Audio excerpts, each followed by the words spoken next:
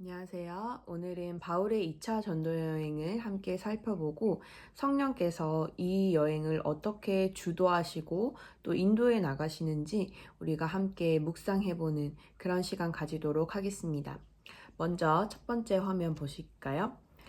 바울의 2차 전도 여행의 주 무대는 지금의 유럽 지역이에요. 그래서 이 내용은 우리가 사도행전 15장에서 18장까지를 보면 알 수가 있습니다. AD 49년에서 51년까지 약 3년 동안 이 여정을 우리는 2차 전도 여행이라고 부르는데요. 중점적으로 사역이 이루어졌던 곳은 마게도냐와 아가야 지역이고 이때 기록되었던 성경은 데살로니가 전후서입니다. 자, 그럼 주요 지역과 사건을 먼저 간단하게 살펴보도록 하겠습니다. 빌립보, 데살로니가, 고린도 이렇게 성경에 들어있는 장소들이 눈에 많이 들어오지요. 이 지역들은 바울 서신서가 기록된 장소로 아주 중요한 장소고 2차 전도 여행은 이처럼 핵심 지역들이 언급되는 아주 중요한 여행이라고 볼 수 있겠습니다. 먼저 2차 전도 여행 지도를 따라가 보도록 하겠습니다. 수리아, 안디옥에서 출발해서 길리기아, 갈라디아 지역으로 바울은 신방을 떠나게 됩니다. 그 이후에 성령의 이끌림을 받아서 무시아, 드로아를 거쳐 마게도냐와 아가야 지역을 중점으로 여행하게 됩니다. 갈라디아에 있는 루스드라라는 곳에서는 제자 디모데를 만나게 됩니다. 그리고 드로아 지역에서는 유명한 마게도냐인의 환상을 보게 되죠. 그리고 그 환상을 따라서 마게도냐로 가서 빌립보에서는 감옥에 갇히는 일도 생깁니다. 데살로니가에서 3주밖에 머무르지 못했고 베레아로 피신을 가게 됩니다. 그런데 이 베레아 사람들은 아주 신서적이고 또 너그러운 마음을 가진 그런 사람들이었습니다. 이후에 아가야 지역 아덴, 즉 아테네로 가서 아레오바고에서 아주 유명한 복음 설교를 하게 되지요. 이후에 고린도에서 브리스길라와 아굴라를 만나 1년 6개월 정도 사역하면서 전도 여행의 꽃을 피우게 됩니다. 이후 갱그리아에서 머리를 깎고 서원하는 사건이 있었고 그 이후에 다시 유다로 돌아오는 이 내용들을 우리가 함께 차근차근 살펴보도록 하겠습니다. 지도를 보면서 우리가 함께 그 여정을 따라가 보도록 하겠습니다. 여기 수리아, 안디옥에서 2차 전도 여행이 출발하게 됩니다. 그런데 이곳에서 바울과 바나바 이 두 사람 사이에 의견 충돌이 생깁니다. 마가를 같이 데리고 가느냐 마느냐 하는 문제 때문에 이 둘은 결국은 의견을 좁히지 못하고 각자의 여행을 떠나게 됩니다. 그래서 바나바는 마가를 데리고 구브로 섬으로 향하게 되고 바울은 신라를 데리고 길리기아로 떠나게 됩니다. 각자 고향이 있는 곳으로 향하는 모습을 볼 수 있습니다. 이후 성경은 바울의 여행을 기록하고 있어요. 바울은 길리기아에서 갈라디아 지방으로 이렇게 올라가게 되는데 갈라디아 지방 4교회를 차례로 신방하게 됩니다. 그리고 가던 길에 루스드라에서 디모데라는 특별한 제자를 만나서 함께하게 되고요. 또 비시디아 안디옥에서 신방이 끝나고 나서 이제 자연스럽게 아시아 쪽으로 가려고 했으나 성령께서 아시아로 가는 것을 막으셨죠. 그래서 아시아로 가지 못하던 바울은 반대로 그 위쪽 비두니아 쪽으로 가고자 했으나 그마저도 성령께서 막으셨습니다. 그리고 가운데 어쩔 수 없이 무시아를 지나서 드로아로 가게 됩니다. 그리고 드로아에 도착해서 바울은 밤에 마게도냐 환상을 보게 되지요. 그래서 바울 전도팀은 네아폴리 항으로 가서 빌립보 성으로 들어가게 됩니다. 그리고 그곳에서 바울은 감옥에 갇히게 되고 이후 데살로니가 저자에서 폭동이 일어나 베레아로 갔으나 데살로니가 사람들의 추격으로 다시 아덴으로 떠나게 됩니다. 그리고 그곳에서 아레오바고 언덕, 그곳에서 아주 유명한 복음 설교를 하게 되죠. 그러나 아쉽게도 이곳에서는 아덴에서는 교회 공동체가 세워지지는 않았던 것으로 보입니다.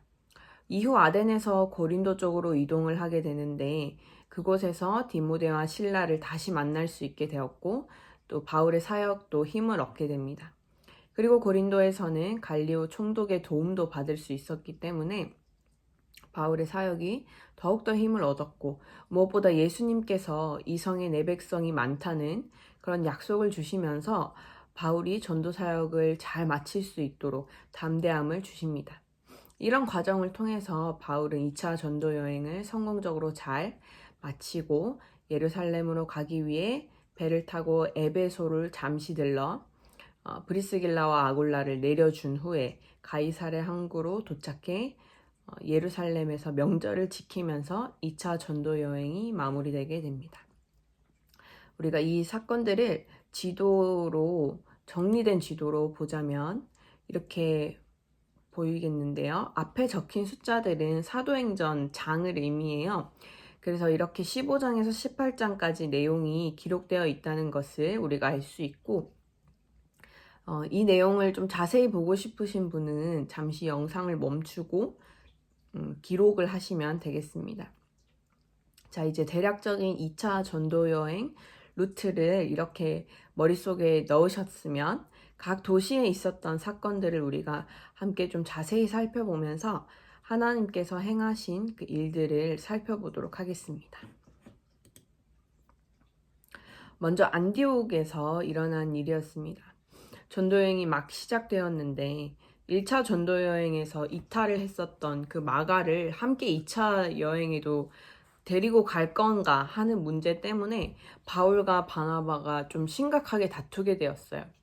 근데 바나바는 이런 결정을 할 때 좀 사람을 중심으로 생각하는 그런 사람이었다면 아마도 바울은 일 중심적인 사람이었던 것으로 보입니다. 그래서 결국은 둘은 심히 다투었다고 성경이 기록하는데 이 의견을 같이 이렇게 합하지 못하고 결국은 나뉘어지게 됩니다. 이렇게 해서 바나바는 그래도 마가를 품고 함께 구브로로 가게 되고 바울과 실라는 내륙으로 떠나게 됩니다. 근데 이후에 바울은 디모데 후서 기록에 따르면 마가를 다시 필요로 하는 일꾼으로 여긴다는 것을 우리가 알 수가 있습니다. 아마도 이런 바나바의 헌신과 온유함으로 마가가 이후에는 아주 귀한 주의 일꾼으로 잘 성장했다는 것을 우리는 짐작을 할 수 있겠습니다. 그러나 어쨌든 이 일로 바나바, 바울은 나뉘게 되었고 이제는 바울이 교회 형제들에게 파송을 받고 떠나게 되었기 때문에 성경은 바울의 전도 사역에 이제 좀 더 초점을 맞추기 시작합니다. 하나님께서는 이처럼 그리스도의 몸된 교회를 통해서 일하시며 역사가 진행되게 하신다는 것을 우리는 이 사건들을 통해서 알 수 있습니다. 이후에 바울은 길리기아에서 갈라디아 지방으로 향합니다. 그리고 갈라디아 지방에 있는 네 교회를 신방하게 되는데요. 순서는 더베, 루스드라, 이고니온, 비시디아 안디옥 순서로 가게 됩니다. 이 길은 알렉산더 왕이 페르시아를 정복하면서 지나왔던 길인데 바울은 이 길을 거슬러 올라가면서 복음 활동을 지금 펼치고 있는 것입니다. 그리고 성경은 수리아와 길리기아로 다니면서 교회들을 경고하게 하였다고 기록하고 있습니다. 이곳을 지나면서 루스드라에서 바울은 어머니가 유대인이고 아버지가 헬라인이었던 한 젊은이 디모데를 만나게 되고 그의 회심과 함께 디모데가 전도팀에 합류하게 되었습니다. 이 루스드라에서 돌에 맞아 죽을 뻔한 그런 일이 있었지만 하나님의 복음 사역에는 큰 도움을 얻을 만한 그런 제자를 얻게 된 것이죠. 이후에 전도팀은 자연스럽게 아시아 지역, 현재 터키의 중부, 지중해와 접한 지경, 즉 소아시아 지역으로 가려고 계획을 세우게 됩니다. 그런데 우리가 아까도 이야기했듯이 성령께서는 이 바울의 계획을 막으시죠. 아시아로 가지 못하게 막으시고 오히려 방향을 틀어서 비두니아로 가고자 힘썼으나 그마저도 예수의 영이 허락하지 않았다고 성경이 기록합니다. 좌절하고 있었던 바울은 하는 수 없이 그 사이 부르기아를 지나 드로아에 이르게 되는데 성령께서는 이 과정을 통해서 바울이 자신의 생각을 철저하게 내려놓고 성령의 인도를 따르게 하신 것 같습니다. 그리고 드로아 항구에서 바울은 밤에 자던 중 환상을 보게 됩니다. 우리는 왜 예수의 영이 이 복음을 전하는 일, 아시아로 가는 일을 허락하지 않으셨을까 한번 생각해 볼 수 있을 것 같아요. 아시아엔 특별히 여기 보이는 에베소라는 지역은 우상이 아주 심각한 지역이었어요.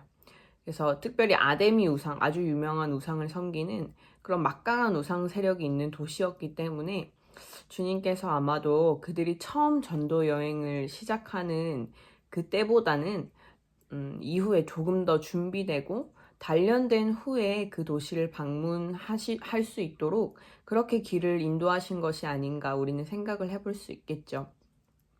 하나님께서는 마침내 합력하여 선을 이루게 하시는 것을 우리는 이 과정들을 통해서 발견할 수 있습니다. 다음은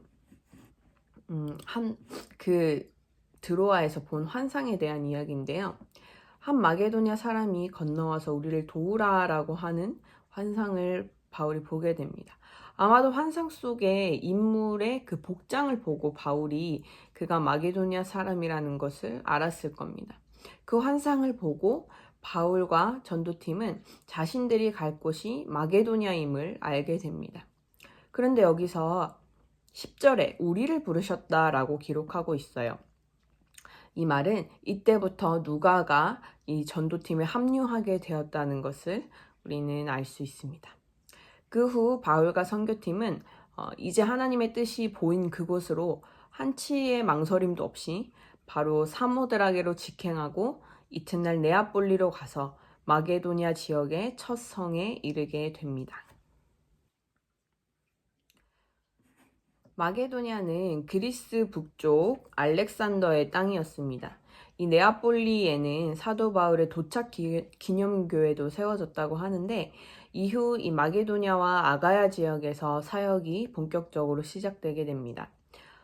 네아폴리에서 빌립보, 그리고 빌립보에서 데살로니가를 거쳐서 베레아, 아덴, 고린도 순서로 방문을 하게 됩니다.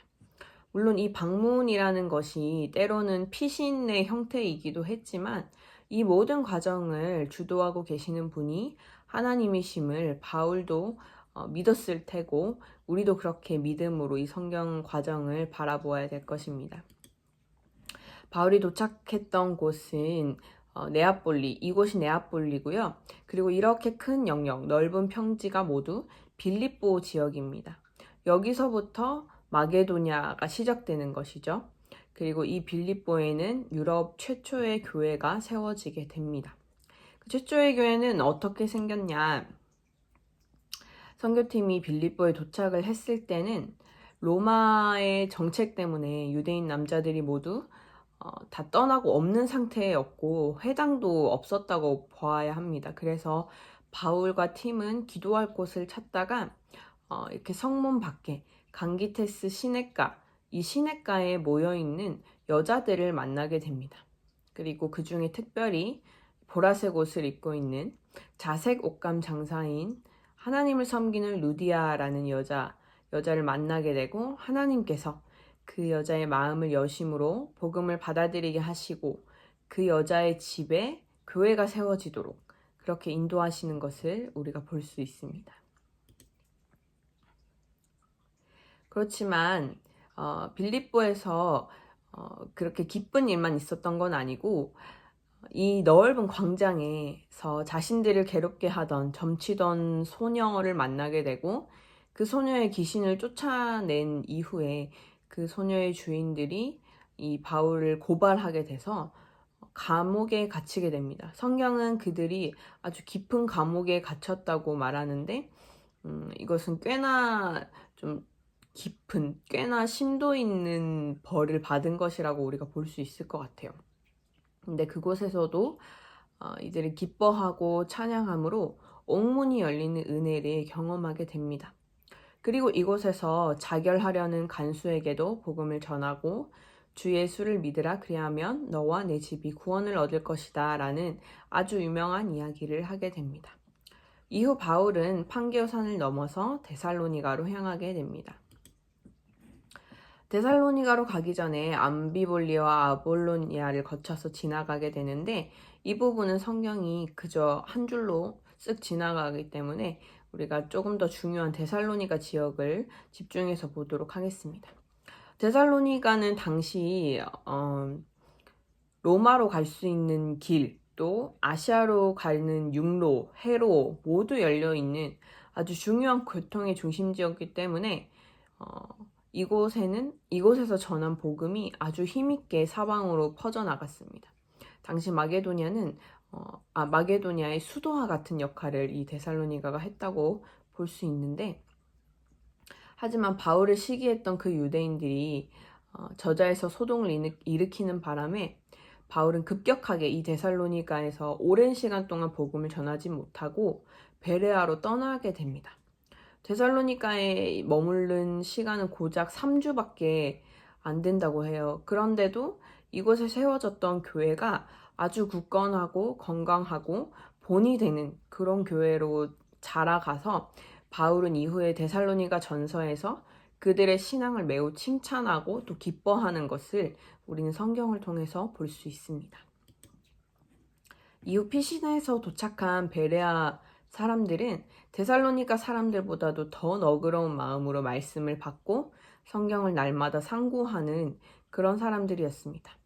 그래서 이렇게 막 사역의 기쁨을 막 누리려는 찰나에 데살로니가의 그 방해자들이 이 먼 길까지 베레아까지 쫓아오게 됩니다. 그래서 하는 수 없이 바울은 디모데와 실라를 데살로니가와 베레아 교회에 남겨놓고 아덴으로 떠나게 됩니다. 아덴에 도착하자마자 바울은 아덴 사람들이 대단한 종교심을 가지고 있는 것들을 보면서 마음이 격분하게 됩니다. 심지어 그들은 알지 못하는 신에게라고 적힌 제단까지 만들어서 우상을 섬기고 있었습니다. 바울은 이 아덴 사람들에게 복음을 전하기로 마음을 먹었고, 새로운 지식을 탐구하기를 좋아했던 아덴 사람들은 바울을 아레오바고라는 언덕으로 데리고 가서 새로운 가르침을 우리에게도 알려달라 이렇게 청하게 됩니다. 그래서 바울은 이 아레오바고 언덕으로 가서 아주 유명한 사도행전 17장 22절에서 31절에 설교를 하게 됩니다. 그대들이 섬기는 그 알지 못하는 신을 내가 알려주겠다라고 하면서 하나님과 예수님의 복음을 전하게 됩니다.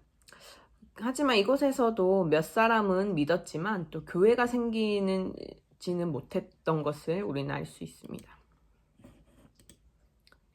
그 후 바울은 아덴에서 북서쪽으로 83km 정도 떨어진 아가야 지방 수도 고린도로 가게 됩니다. 고린도 역시 로마와 아시아를 이어주는 아주 중요한 길목에 있었기 때문에 교통이 아주 발달한 곳이었어요. 사실은 로마에서 아시아로 가려면 이렇게 먼 길을 돌아서 갈 수도 있었지만 그곳은 좀 파도도 심하고 멀고, 그래서 그거보다는 가까운 고린도를 지나서 이렇게 지나가는 길을 사람들이 다녔다고 합니다. 그래서 이 고린도가 로마와 아시아를 연결해주는, 왕래할 수 있는 그런 길이었고, 하지만 다만 여기가 좁고 협착해서 고린도 앞에서는 육지로 지나가야 되는 그런 일도 그렇게 육지로 지나갔어야 됐다고 합니다. 이 고린도에서 바울은 브리스길라와 아굴라 부부를 만나게 됩니다. 이들은 같은 직업을 가지고 있죠. 천막을 만드는 일이었는데요. 그리고 그들과 함께 사역을 하게 되고, 시나고게 헤브라라고 적힌 왼쪽에 이곳은 유대인의 회당이라고 하는 곳인데, 이 회당에서 바울은 전도를 하며 사역을 이어나갔습니다. 그리고 이곳에서 다시 헤어졌었던 실라와 디모데를 만나서 바울의 사역이 힘을 얻게 됩니다. 또 아가야의 총독이었던 갈리오의 숨은 조력도 있었는데요. 갈리오는 바울이 유대인에게 잡혀왔을 때에도 정치와 종교를 분리한다는 법에 따라서 바울을 놓아주고 오히려 법정을 소란하게 했다는 이유로 유대 회당장 소스데네를 혼내는 일까지 합니다. 이런 여러 상황들 덕분에 바울은 고린도에서 1년 6개월 동안 아주 힘있게 사역을 진행할 수 있었습니다. 그리고 전도 여행을 성공적으로 마쳤던 바울은 고린도 항구인 갱그레아에서 머리를 자르고 서원을 한 이후 이렇게 에베소를 지나서 유다로 향하게 됩니다. 처음에 성령께서 가지 못하게 막으셨던 에베소에는 잠깐 들러서 브리스길라와 아골라를 내려주게 되는데 이후에 이들이 그곳에서 아볼로를 만나게 되고 복음 사역이 또 그렇게 이어지게 되는데 바울은 그 이후에 안전하게 가이사랴 항구에 도착해 예루살렘에서 명절을 지내는 것으로 이렇게 일정은 마무리됩니다. 우리는 2차 전도 여행의 이 여정을 함께 하면서 이 모든 과정을 주도적으로 이끌어 가시는 성령님을 만나게 됩니다.